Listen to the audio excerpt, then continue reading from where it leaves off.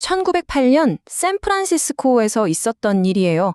서로 얼굴도 모르던 두 명의 청년이 같은 날 같은 장소에서 같은 사람을 향해 총을 겨눴습니다.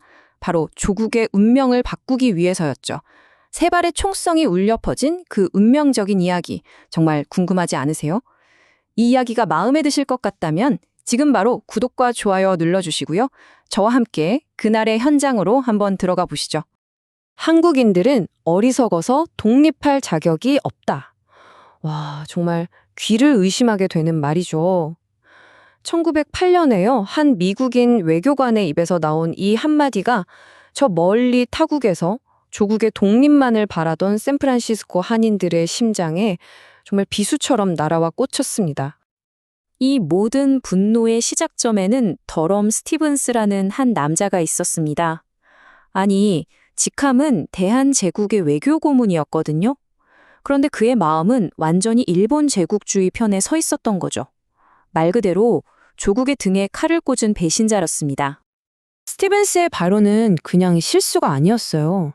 대한제국에서 월급을 받는 사람이 오히려 일본의 식민 통치가 한국에 도움이 된다는 이런 말도 안 되는 소리를 하고 다닌 겁니다. 이건 독립을 위해서 피땀 흘리는 모든 사람들의 얼굴에 그냥 침을 뱉는 거나 다름없었죠. 당연히 분노는 행동으로 이어졌습니다.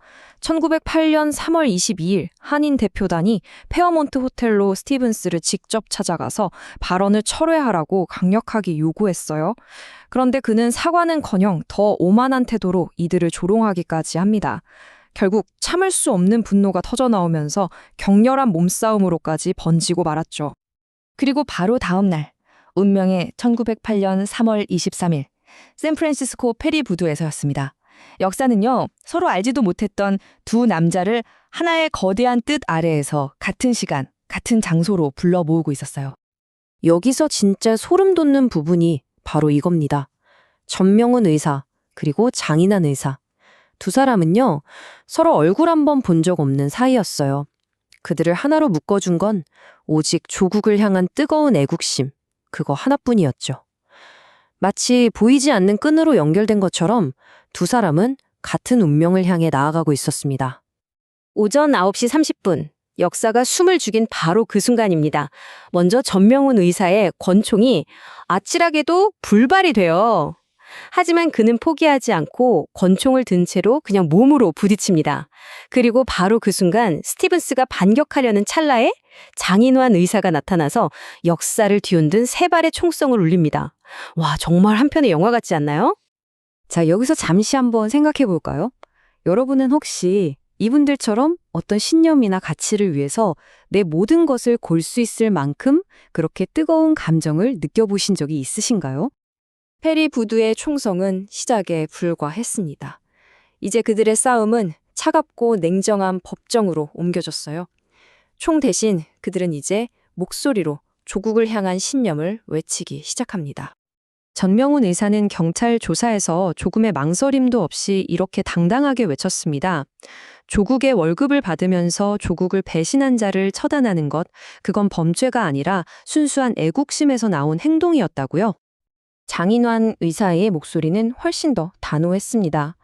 이건 개인적인 복수가 아니다. 수많은 동포의 목숨을 구하기 위해서 마땅히 해야 할 의무였다는 그의 외침은요, 법정을 넘어서 지금 우리들의 마음까지 울리는 것 같습니다. 재판 결과는 정말 모두를 놀라게 했습니다. 전명훈 의사는 증거가 부족해서 무죄 판결을 받았고요. 장인환 의사는 사형이 거의 확실시됐는데 변호인이 이건 애국적 광기에서 나온 행동이라고 열변을 토했거든요.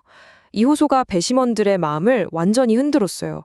일부 배심원들은 눈물을 흘리면서 결국 2급 살인으로 감형을 결정했다고 합니다. 법정마저도 그들의 애국심에 감동한 순간이었죠. 하지만 이 사건은 그냥 하나의 비극으로 끝나지 않았습니다. 두 의사의 숭고한 희생은 오히려 뿔뿔이 흩어져 있던 미주 한인 사회의 가슴에 단결이라는 거대한 불씨를 지폈거든요. 미국 본토는 물론이고 저 멀리 멕시코, 하와이에 있던 한인들까지 정말 모두가 한마음 한뜻으로 두 의사를 구하기 위해 성금을 모았습니다. 이 순간 개인의 비극은 우리 민족의 강력한 연대로 다시 태어난 거죠.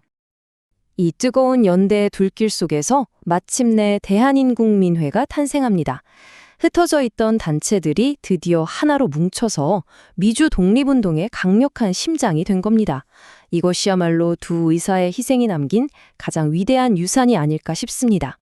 이 의거는 개인의 희생으로 불의에 맞서는 우리가 의열투쟁이라고 부르는 투쟁의 본격적인 시작을 알리는 신호탄이었습니다.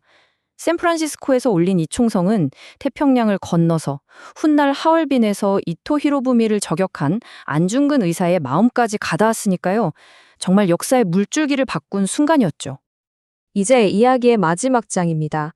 역사의 거센 파도 속에서 자신의 모든 것을 바쳤던 두 영웅, 그들의 삶이 어떻게 마무리되었는지 함께 돌아보면서 그 숭고한 정신을 다시 한번 기리는 시간을 가졌으면 합니다. 자유의 몸이 된 후에도 두 분의 투쟁은 끝나지 않았습니다. 평생을 독립운동에 바치면서 가난과 고통 속에서 사셨지만 조국을 향한 그 마음만큼은 단 한순간도 꺾이지 않았어요. 장인원 의사의 마지막은 너무나 안타깝고 비극적이었지만 미주 한인사회 전체가 그의 마지막 길을 성대한 사회장으로 배웅하면서 영웅에 대한 최고의 예우를 다했습니다. 오늘 이 두 분의 이야기를 쭉 들으면서 여러분은 어떤 감정을 느끼셨나요? 가슴이 벅차오르는 애국심이었을까요? 아니면 깊은 안타까움이었을까요? 어쩌면 존경심이었을지도 모르겠네요. 여러분의 마음속에 남은 그 울림을 한번 조용히 생각해 보시면 좋겠습니다. 오늘 이 뜨거운 이야기 끝까지 함께 해주셔서 진심으로 감사합니다. 여러분의 마음속에 남은 감동과 생각들을 댓글로 편하게 공유해 주시면 이분들의 이야기가 더 널리 그리고 풍성하게 퍼져나갈 겁니다. 구독과 좋아요 꼭 잊지 마시고요. 저는 다음에도 잊혀서는 안 될 소중하고 의미 있는 이야기로 다시 돌아오겠습니다. 감사합니다.